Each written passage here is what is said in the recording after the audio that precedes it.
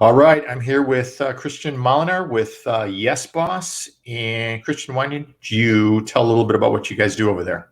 Oh, thanks for having me, Mike. Let's see. So we are a podcast booking agency. So we help people mostly in the service-based industry increase their visibility. At the root of businesses that need to grow is a really strong visibility strategy. And so we do that through podcast booking.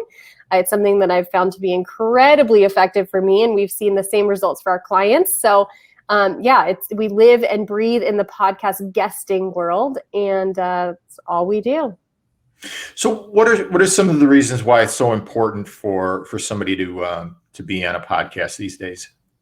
Yeah, so being on a podcast obviously it gives you some visibility, but it also gives you credibility. So I think that this is something that we all know that we need in our business. So we're doing things like going on Facebook, going on Instagram, going on various social media platforms, meeting various people, kind of getting our name out there and trying to bring value in all the content that we create. So we're trying to, visibility and credibility, both of those things. So the thing that I have found is that with podcast guesting, you can make both of those things happen so much more rapidly.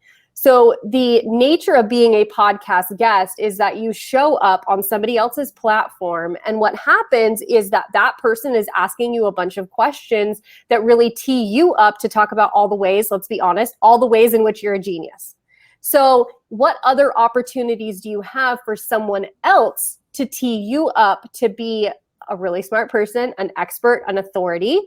There are not very many other ways that we can make this happen, but that happens just very naturally in being a podcast guest. So like for our clients, we work with them to write their talking points, and that those talking points are then teeing up a conversation where your zone of genius is able to shine through.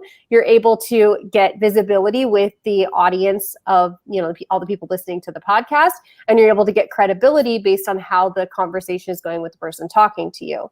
But I think even more, and dialing it back a little bit, because I don't want everybody to think that this is just like a marketing strategy or just a PR strategy.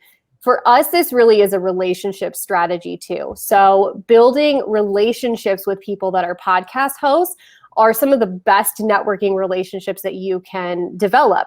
If somebody has a podcast host, they obviously are a serious entrepreneur. It takes a lot to become a podcast host. There's a lot of back-end logistics. Somebody that's not serious about their business is likely not going to do these things. And what I have found is that by fostering those relationships, I have both leveraged that relationship for increased visibility and credibility over a longer period of time, not just when that podcast airs, but throughout the entire relationship with that podcast host, 6 months, 9 months, a year down the line, there may be other opportunities that pop up.